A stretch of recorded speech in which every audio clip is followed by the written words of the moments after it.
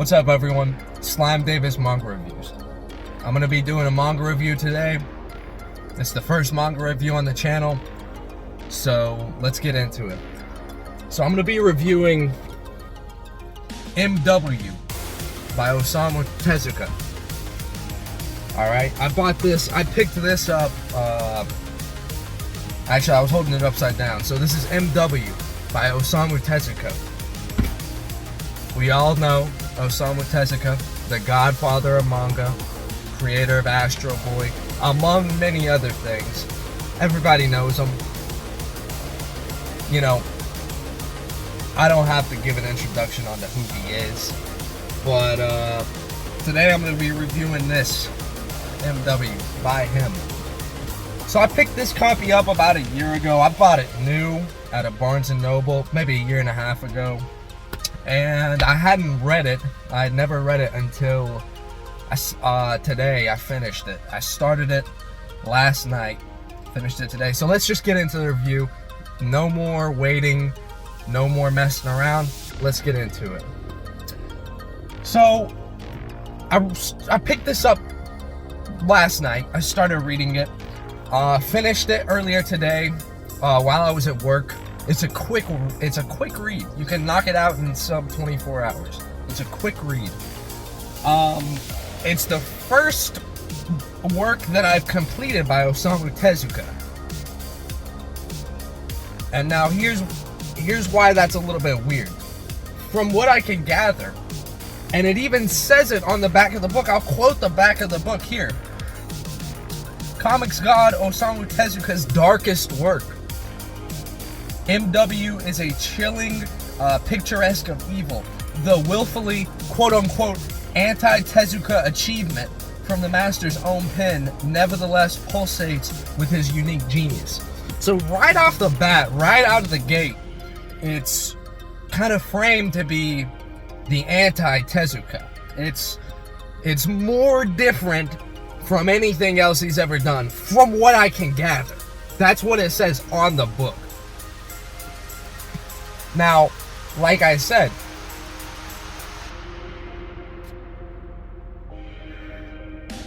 I haven't read anything else by him.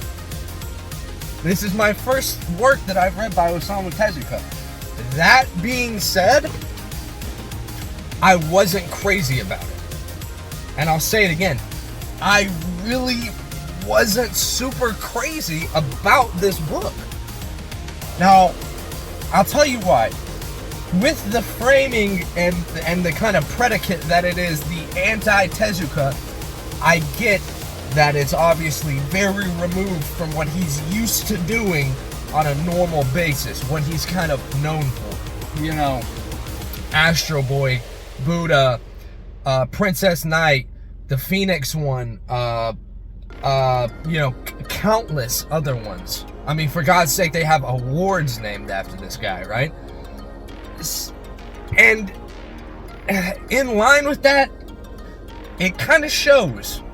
It kind of shows that this isn't really his normal domain of what he does. What I mean by that is it feels dark for the sake of being dark without any reward for it. There were seldom, if any, moments that really jumped out and made me, while I was reading it, that made me go, damn. There was none of that. It was very, and there is going to be spoilers from this point forward. So I'll frame the setup, right? It's about, there's a lot of corruption. Corruption is probably the biggest theme, not the biggest theme, but plot-wise, it's one of the biggest themes. It's, you know, corruption and just sheer evil, I would say. Which, again, not really common coming from Tezuka. We're used to very lighthearted, heroic hero's journey, lighthearted. We're used to that kind of stuff. It's when I say it's dark, I'm going to say some words that some people kind of don't really want to hear. I'm going to say some things, and it's not me saying them. It's things that are from the book. I'm not saying these words. Murder, rape, bestiality, pedophilia, conspiracy, genocide, what else? I mean, do you need anything else? Murder, rape, pedophilia, bestiality, genocide, conspiracy. That's the big six right there. So basically, here's the plot. It starts off, it starts off with a kidnapping, right? There's ransom that is involved. Everyone gets killed in the kidnapping. Turns out that he's a serial kidnapper, the guy who's conducted it. It's a big thing. They've been looking for this guy because he does it often.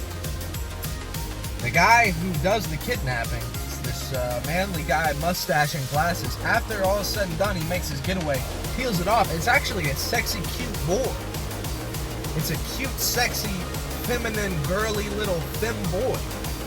He goes to a church afterwards. There is a priest, Catholic, who has a prior relationship with this boy, and the boy's kind of sadistic, kind of messed up. That's a reoccurring thing. Basically, they're bound together. The priest never turns him into the police because he's bound to this guy. Because 15 years ago, they were on an island. The priest was a part of a gang. Now, it is said later in the book that at this time, the priest calls himself a kid at this time. You can decide that for yourself based on how he looks. He doesn't look like a kid. He looks like an adult. At this time, the main antagonist, the guy who did the kidnapping, he is in 4th grade, it said. Very young. They have a relation. That's where the pedophilia, and it's homosexuality too. They're both men, so it's homosexual pedophilia, which is, pedophilia is not good. Homosexuality, that is what it is. I'm fine with that. But when you get a kid involved, that's when it gets a little dicey. You're on the cutting board, extra diced. So basically, they're having their little gay pedophile relations, and something happens. They come out of this cave they're in. Everybody on this island that they're on has died. They're every animal too. Everything is dead. They're like, whoa, what the hell? It's really bad. Turns out it was chemical warfare. There was a deadly chemical called MW, the name of the book, that killed everyone. And the kid at the time, who was the main guy, whatever, the main bad guy, the kid gets some of it in him, and he's like, he's almost dies. He doesn't die, but he gets some in him. And from that point forward, he's snapped. He's like the psychopath, socio freak. He's a psycho freak. He has no morals. He has no ethics. He kills for the sake of it. He manipulates people. Jump back to modern day. People don't know he's the serial kidnapper. He's working at a bank. And he's, kind of climbing his way up the bank.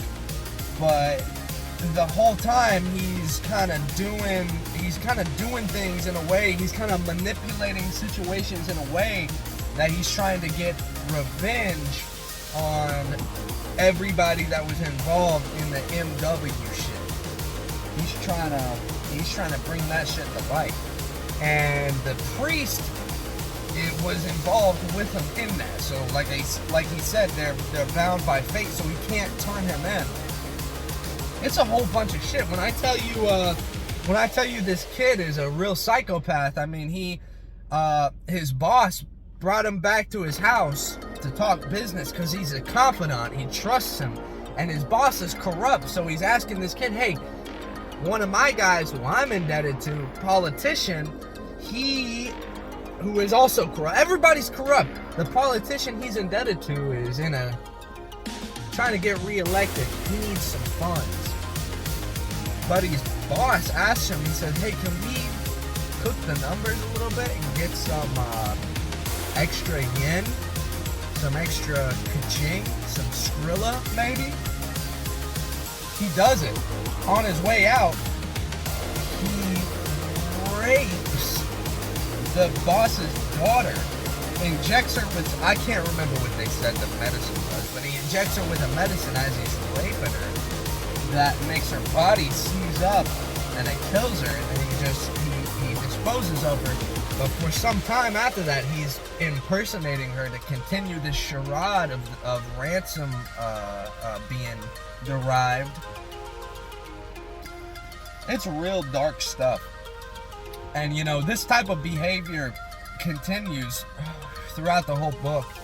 And the priest, you know, he's disgusted by these things, but he's still corroborating with them because he as well wants to bring the MW scandal to light because it was completely covered up by the government and all that. Anyways, so, you know, the feds, whatever the Japanese equivalent of the feds are, they start poking around, they're investigating. They get this one detective on it who is very, very keen. He is, you know, there's never been a case he hadn't solved. Anyway, he's figuring shit out, and, you know, it just keeps getting worse and worse. And I'll say, like I said, it's very dark, and it feels like it's just dark for the sake of being dark. The plot, it was kind of tropey. There was nothing really, there felt like a lot of shit that was unnecessary. Because when you think about think about just the concept of the setup, right? Just the concept of the setup. Government corruption, chemical warfare used for genocide that was completely covered up, and there's two survivors, priest and sexy guy. You know, I don't know. Jump to the ending. The ending felt, I'm not gonna spoil like I said, there was a lot of spoilers, but I'm not gonna spoil the actual ending itself, just in case you do want to read this. But the ending left a very bad taste in my mouth. And that's saying something. I just had a whole cigarette with the window open. It left a very, very horrible taste in my mouth. It felt like, I don't know, it was just predictable. Like I said, the whole thing was very tropey. There was never, like, I was captivated. Obviously, I read it in a day. It held my attention, but there was no, I don't know. It just felt kind of cheap. It just felt like it was, especially the ending. The way they tied it up at the end felt very, very, like, I don't know. It was like the end of the Thriller music video. Same type of thing. It was like the end of the Thriller music video. So, I don't know. So I will go over some of the things that I like. Breasts galore. Which, like I said, this is the first thing I've read by Osamu Tezuka. I don't know how liberal he is with breasts willy-nilly left and right.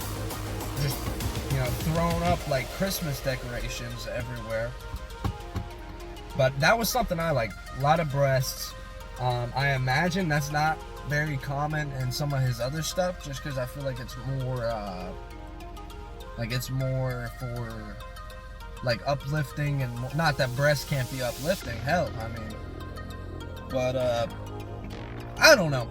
Like I said, the ending kind of made the whole thing just feel like a waste. Like, great concept, like I said, but the execution was, it left a lot to be desired. So overall, don't go out of your way to read it. If you want to read it, you know, I'm not going to stop you. It, like I said, it held my interest. It was captivating. But it was, I could go without it. There was nothing, I didn't get anything from it that kind of changed for the better my my outlook. Very dark, very twisted, lots of bad things in it. Rape, murder, pedophile, bestiality, a little bit, conspiracy, genocide, you know, kidnapping, mutilation, guns, a lot of them. So I don't know, do what you want with it. I would say I'll give it honestly, I'm gonna give it a 4. Because, like I said, it didn't do much for me. But, like, subscribe, comment, share with all your friends. Slime Davis manga review. What'll be next? Comment down below. Let me know what y'all want to see reviewed next. Peace.